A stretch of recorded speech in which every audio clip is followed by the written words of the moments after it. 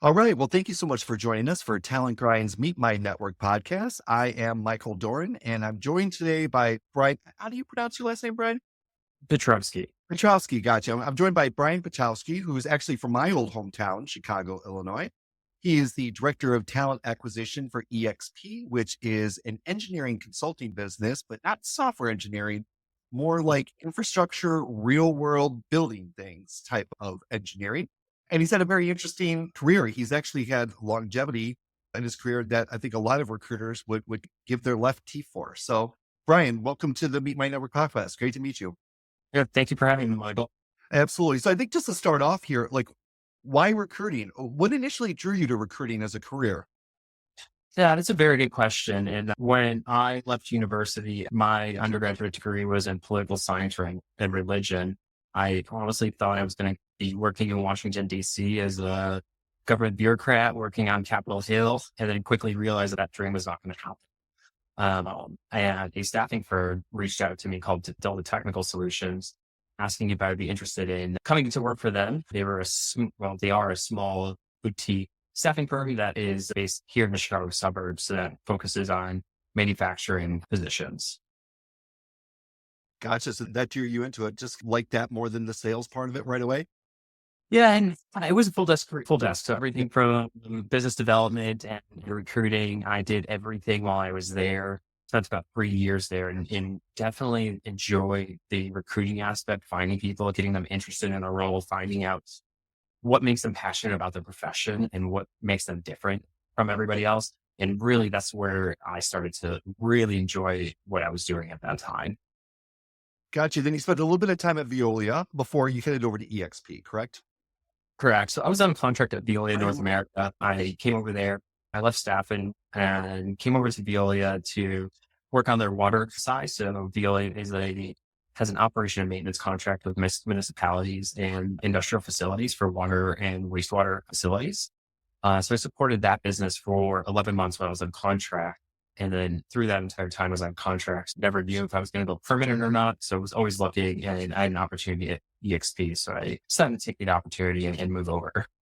Certainly seemed like that was the right decision to make. And it seems like you've really developed your career at EXP. So I'm really curious about, well, how was it that you were able to transition from being the individual contributor? It looks like you were a team lead for a little bit and then promoted into management and then ultimately to a director. Is there any specific thing that you attribute being able to give that opportunity to move into leadership? I think that I was fortunate to be in the right place at the right time is one of them. But one of the other things is I was always curious and I always wanted to learn more. I was at the time the only recruiter in the US taking on all openings. When I started there, I was told there'd be no more than 35 recs at any time I would be handling. That quickly ballooned to 70. And it was much, but I learned a lot. I had really great people around me. I was able to work with some really fascinating people and very smart people when I first came into EXP. But I was always curious and I was always asking more questions and always learning to see what was next, what more can we be doing. And that kind of constant curiosity helped me have my manager notice me, I felt like, at least at that time. Gotcha. Then moving up to management, according to your LinkedIn profile, you had 4 leads and 9 recruiters underneath you. So that's a pretty substantial recruiting organization. Was there what was the most surprising thing that you learned as you started transition from being a recruiter into a recruiting leader? People come to you a lot more with problems than questions that you don't know if you're the right person to answer that sometimes, especially right in the beginning, you have an imposter syndrome that happens. What makes me better than anybody else, or why was I the one that was selected? But quickly, I started to learn so much more about different things that were going on. I started to oversee USD and Canadian recruitment as well at that time. Um, I quickly found that I didn't have to know all the answers, but I could rely on my team and ask them as well and start collecting that information from them as well to help answer bigger questions that the business might have. Okay. Well, was there a skill that you had wish that you had developed earlier that would have eased that transition for you? Maybe not necessarily a skill, but I would call it more of a characteristic, being ready to ask questions from my peers and as well as from my reporting staff as well immediately. And the reason I say that is right away, when I came into management, I think we didn't really understand. I didn't understand what I was getting into. I didn't understand all the questions that were going to come to me. I didn't understand a lot of different things. I was never getting formal training, and just start asking some of my reporting staff as well. I think would have been a lot more helpful in the beginning. I think it made me excel. So for example, if there's a question of, hey, why aren't we finding the right people, or why aren't we, if we're struggling a little bit in a role, just making sure that I have all the answers instead of just looking in the ATS and saying, oh, I don't know. Just being okay with just taking a step back and and then going back to the managers and looking and getting all the answers. Gotcha. Is there a function or a particular role that you really most enjoy recruiting for? There's a lot of roles or functions. I work in an engineering and consulting capacity. I absolutely love working on all the engineering positions we have. I think there's always going to be positions that are always really challenging and definitely that always stick out. But all the engineering positions are always a lot of fun that I really enjoy recruiting on. And how big is your recruiting organization now? So I have three regional managers currently. I have one for the US, one for Quebec. If you're not familiar with Quebec, um, French is a very important part of the language there. And then there's a lot of legislative rules around recruiting in Quebec as well, that I didn't know. And then I have a quote unquote an English speaking Canada manager as well. So there's managers in those three regions. And then so there's three. So I have 12 other recruiters as well, and a coordinator. Oh, wow. So looking at your overall recruiting organization holistically, like how do you define success? Being a professional service organization is definitely, utilization is a very key important thing. And this is for us as an organization, as we try to work on these projects that we keep having. We want to make sure that our staff is being fully utilized, but also we are not burning out our staff. So workforce planning is going to be a really big, important focus for us here coming up. But for us, the success is getting people in as quickly as possible and working out projects immediately as well. So for us, we do look at how many hires are coming in through the door at any given point. We do know when a busy season is, and we do start to prepare for that as well. But for us, we do look at hires per quarter, per month, and per week as well for the recruiters, just to make sure that we're on track to help fill some of the roles that we have. Oh, that makes sense. So I'm curious, from your perspective, how has the recruiting landscape changed in the last, let's say, 3 years or so? Yeah, that's a really good question. We came out of COVID where everybody was looking for a new role. We had the great resignation at that time. Everybody was looking, and now people are a lot more in the last 3 years. They're looking for stability now. I think from our standpoint, the industry that I think has an unemployment rate still under 1%, in the engineering fields. Everybody's busy. So everybody's looking for stability. Everybody wants longevity right now. So that's in my field, really what we're seeing that is the biggest change. What technologies or approaches are you most excited about that are developing in recruiting? Yeah, everybody's talking about AI right now. There's so much out there, and there's just so much that we don't know. I think we're starting to see. I'm just starting to get a grasp of what technologies we can be using to interview candidates and what type of large language models there are out there. This year, I've already been reached out to, and some companies have reached out to me just specifically on tools in interviewing. The things that I think are going to be I'm most excited about as well, though, I think is going to be tools that help us measure quality of hire and longevity and understanding that. And we're starting to see tools that are really good with that too, to be able to understand what a good quality of hire is, and always has data and metrics, and it's taken other things. What is your utilization rate? What is your success on projects? What does it look like? What is your success rate on these projects? Are you getting them delivered on time? Are we taking any change orders? Or are we, all those factors are being considered into what a quality of hire looks like short and long term. Cool. Yeah, that makes a lot of sense, especially quality of hire. That's an interesting kind of, I think, data point that a lot of companies are still trying to figure out right now. Yeah, And I look at quality of hire as not just necessarily on the recruiting organization shoulders, but also on the overall leadership of the company's shoulders. Any thoughts exactly. about that? No, I completely agree with you as well, because we can bring somebody but if we're not setting them up for success either, they're going to fail as an employee as well. We don't want that. The last thing we want is somebody to come in here and fail as well. Yeah, I remember at one job I had, I had this one manager who was very difficult. And the fourth time that I had to fill this position on her team after 18 months, I finally went into the HR director and I'm like, listen, there is an issue here. I'm constantly having to fill this position. I bring qualified candidates in. They're not lasting more than 6 months. They were not receptive to that. At the time. This was obviously maybe early 2000s kind of sort of time period, but we're not really receptive. And I just remember thinking to myself at that time, it can't all be on the recruiter's shoulders. Once we get them in the door, we're pretty much done, right? That's very objective. So that's an interesting perspective on that. As you grow your team, I'm really curious, like what qualities do you look for when you're hiring recruiters?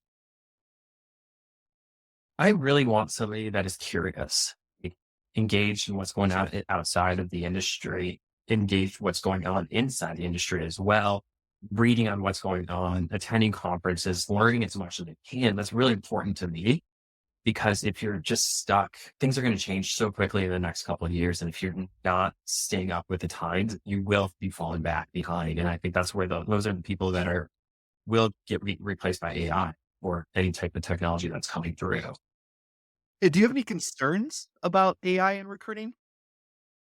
Right. I mean, it's hard to say. I think from my perspective, right now, no, I don't have any concerns because I think from what I'm seeing, it's going to help us have a clear path forward within in recruiting. I think the candidate experience should get better. I think the hiring manager experience should get better. The recruiter's experience should be getting better. All of this process. There's no reasons pretty soon that we should be ghosting candidates. But I think for the next 5, 10 years, I think it's going to be an interesting time. And I think it'll be a lot of fun, I think, in the recruiting space as well, because we'll all be learning with this as well. Yeah, I completely agree with you. The big debate that I've been having on my live streams and talking with other people, I feel that there's two different types of people when it comes to AI. There's the doomers who think that AI is just going to take all of our jobs. And there's companies like moonhub.ai out there who are supposedly creating a 5-stage AI recruiter that's going to be able to do all of our jobs. I'm more of an AI boomer. Yeah, the way I look at it, I think that AI is going to really get rid of that barrier to entry for people to create even products, create new businesses, create new companies. And just like engineers have been getting rich over the last years, kind of creating platforms that have been touching the world, I feel that's going to be opened up to so many more creative people that it has been happening today. And I really do posit that, That's right? right. I think this cycle that we're living in with these companies that grow to 50, 60, 150,000 people and they're hiring people, they're laying off recruiters and they're hiring people and laying off recruiters. It's left a bad taste in my mouth. It certainly has been extremely disruptive for the recruiting community. I'm much more in favor of this, of what I see happening with some startups where they hire one full-time recruiter. They augment them with services companies like mine who can come in and do sourcing top of the funnel on a month by month basis, Yeah. grow there when you need to grow, pull off when you don't need us. And I really do think that we're going to see 10 times, 100 times, 1,000 times more companies than we see today. I think lead to a lot of opportunity for all of us to be able to service a lot more companies out there. Yeah, I agree with you. I never thought about the perspective of having just more 1,000 person companies. I think that and you hit it, I think on the nail on the head right there. I just don't see how I'm even looking at my team right now and not to be doom and gloom to my team, but in 10 years, I think I will be at the same size, just augmenting with some technology as well. Sure. Yeah, your company could be 2 to 3 times the size, and you could give job security to all of your recruiters, augment them with AI, allow them to do more than they're doing today, and still Yep. have that stability. And ultimately, what I see, I call my new community talent grind because, from my perspective, recruiting is a grind, right? Yeah. It's a grind profession. It's got a low barrier to entry. It's got like HR and sales dropouts. It's easy for people to get in. It's a grind, but it's the best job in the world, right? Like when you're able to change people's lives, you're able to change companies. It's a win all the time. And I just think that there's should be more stability over time. There should be more opportunity for all of us over time. And so I'm definitely not an AI doer. Right. I'm value there. Yeah. And so are you experimenting with any AI tools in your process currently? So now at the moment, we have a couple things that we're working on that I want to quote unquote call AI at the moment. We are Our resources are really tied into improving our ATS at the moment, which is promising us to have AI in once we're updated to their new UI. But I think we will start seeing that start coming in the next couple months for us as a company. I know our IT team is experimenting with AI on their side and seeing how that can help with our operation side, with the engineering side as well. I'm curious, is your company open to recruiters just using like an LLM like Claude or ChatGPT just for messaging and kind of non-confidential, non-proprietary things? Or are you taking like a let's hands off for a bit and then we're going to come in as a company? So our company is a Microsoft company. All of Ah, our suite is Microsoft. So all of our recruiters have Copilots set up on their computers. So perfect. they can go in there and create that. We also use Hire Easy. They have their AI as well aspect to their messaging. So from that standpoint, we are from going in, ranking candidates, job description creation. We're not at that point yet, but we are hoping to be in the next year, year and a half. Yeah. Shout out to the Hire Easy team. I was actually one of the first 20 users of HireTool. And I worked Really? with their, yeah, I worked with them in their early stage. It was interesting. I was at Dropbox at the time and I brought in to do recruiting operations and they found out how good I was at sourcing. And so then they just started to have me source. And I was like, oh God, I'm good at sourcing, but it's just not my favorite thing to do in the world. And I think I found HireTool through Product Hunt and I signed up for it and I started paying $80 a month. And I just started recruiting circles around every other recruiter at Dropbox. I had the full LinkedIn suite. And so I could see if any profile had ever been looked at by any recruiter at Dropbox at any point in history. And I was finding managers and directors at FANG companies that had never been looked at by Dropbox before. And Wow. everyone was just like, how are you doing this? And of course, at that point, I wasn't telling anybody. This to set me apart. Now I look at it, and and I had a conversation at the time with Arvin KC. He's now chief people officer at Roadblock. He was at Palantir at the time. I met him at a networking event, and I asked him when machine learning AI was going to replace a recruiting coordinator, and he said something that just stuck with me. He said, Michael, it's not about that. It's not about replacing the coordinator. It's about allowing them to do 10 times more than they can do today with 50% less stress. And I was like, oh, and I think that's when I really started to understand the impact that AI was going to have and put me on the path to building my own products. And so I'm really glad to hear that your team uses Microsoft Copilot and they've got access to all that function and feature because I certainly know I use Claude and it's Yeah. absolutely invaluable to me. Like I can't imagine not using it, at this point. Do you think that there's any specific recruiting tasks that AI can't replace? If we talk in the grand scheme of things, if in 100 years, can it be replacing things? Yes, I think a lot of the human interactions that we're having with candidates, maybe on the executive side with candidates, I think it's going to be the hard one to be replaced. We can have those chatbots that talk to most of the candidates, but I don't think closing candidates, AI is going to be good at doing. I completely agree with you here. And I say that to people all the time. If there's one thing that I know when it comes to making career decisions, it is such a huge part of people's lives. It's an Yeah, intimate part of people's lives. It's how you're paying the bills. It's how you're keeping the roof over your head and keeping your family fed. And I just don't ever envision a future. I can see it maybe for high volume recruiting, entry level recruiting. I remember one time I had a project with Aon Hewitt. We had to hire 500 people to become licensed insurance salespeople in 6 months. And we had to overhire by 30% in case people flunked out at the school. And it was just a madhouse. Like we were going to churches, we were going to community centers. We would have big events at Aon where they brought all the executives in. We would have 50 people interviewing people. We would be giving offers on the spot after a 20 or 30-minute interview. And now I look back to that project and I probably could have managed that with AI and 3 recruiters now. agree. Yeah. And so while there might not be as many recruiters in companies, if we go back to what we said before, but there being 100 or 1,000 times more companies, it should lead to a lot more opportunity for everybody.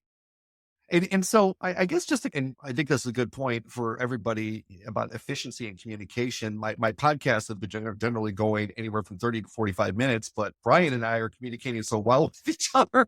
I've written through my list of questions here. I think we've jam packed it full of really information, a really interesting information.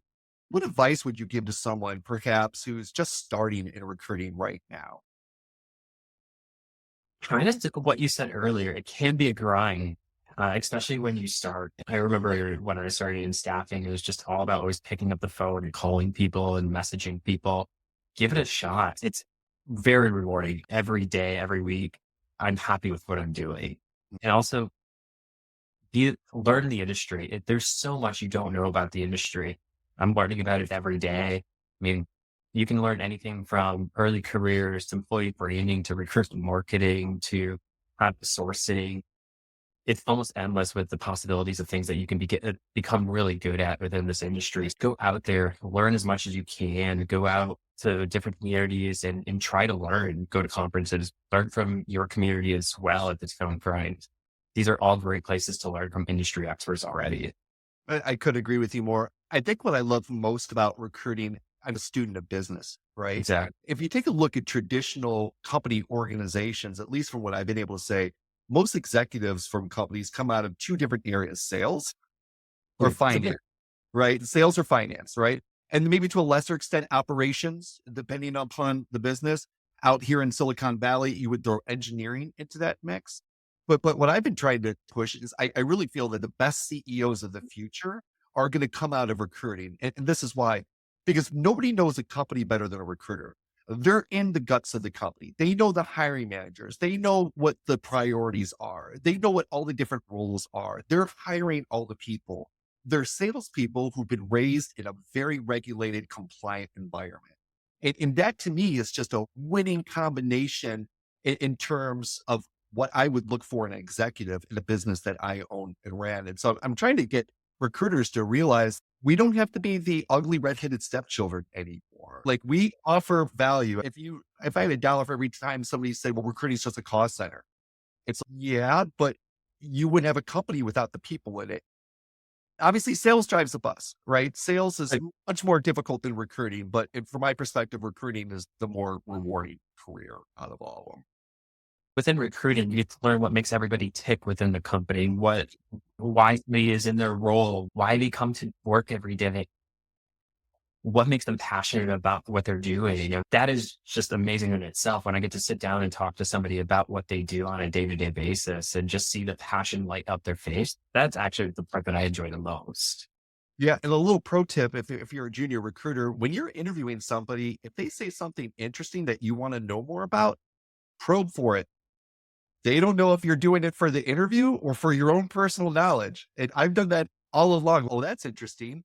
Tell me more. And I've gotten really good over the years. Like I can identify nuggets where Yeah. like something has just been battle tested. There's been about 20 or 30,000 iterations on it, right? And they just got it down perfect. And you hear it and it sounds true and you recognize it as true. And you're like, oh, wow, that's hard earned wisdom. I can't think of any other profession out there that gives you insight into that knowledge like recruiting does. I don't know anybody else that's going to talk to as many people. Yeah, absolutely. It just building relationships and, Agree. and going back to AI, ultimately, I think just for the capstone on that, I really feel in what I'm on a personal mission to do is like right now for all information workers, we're in this cycle where we're spending 80% of our time doing nitty gritty work, sourcing, verifying email addresses, doing, all the messaging, all the outreach, the whole interview process. And we spend 20% of our time actually interviewing people, building relationships. And I really do feel AI is going to inverse that. And we're going to spend so much less time doing that nitty gritty type of recruiting work that none of us really enjoy, but that's important to get the job done. And spending the majority of our time actually building relationships with people. And I just think what a wonderful world that would be. And if and when that happens, like how almost transformative and healing that could be for the world when you have more people who are just building relationships, but at scale, 100, 500, 1,000 times more relationships than you have today. And you can work with an AI to manage those relationships and build them over time. Yeah. You talk to more people and not do the quote unquote grunt work of our profession. I think that would be amazing as well. I completely agree with you. If you could change one thing about the recruiting industry, what would it be? The negative impression I think a lot of people get when you say you're a recruiter, um, because most recruiters do care. I think most people do care about it, but they've been burned by that one person, and our entire industry has been burned by it. Um, Yeah. Yeah. I would say this there's no challenger sales method for recruiting yet. There's no training in recruiting yet. That's what I'm bringing to the conversation. I think it's super important. And I think the final question that I have for you is what keeps you, I've been a recruiter for a while now. What keeps you passionate about it? a lot. There's so much in this industry that I keep learning and learning. And tomorrow might be a different day than Thursday. Good quality company and bringing those people in and trying to figure out how to be more creative and have our message of our company different than anybody else within the recruitment industry or even our competitors. And that's what I really enjoy. I still love the aspect of getting candidates excited, talking to them about the role, having them come in, talking to our hiring managers.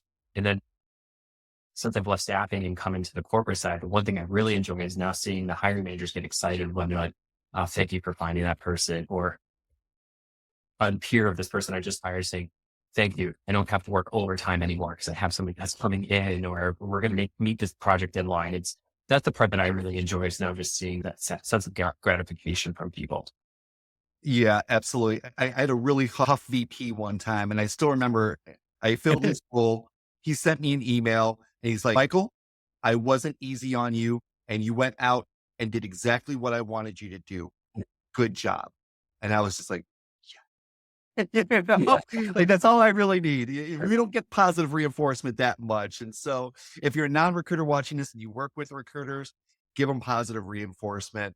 We're kind of whipped animals at this point. Like a little bit of love goes a long way for us. And donuts or cookies, if people are working in office, sugar is always a good addition as well. Well, listen, Brian, like we ripped through a half an hour here. I got through all my questions. It's been so interesting learning about you and your background and your experience. I'm sure there's going to be a lot of the earlier career recruiters are going to get a lot out of this conversation. I just want to thank you so much for joining us on Meet My Network. And I hope that you have a great day. Thank you so much for joining us. Bye. Thank you for having me.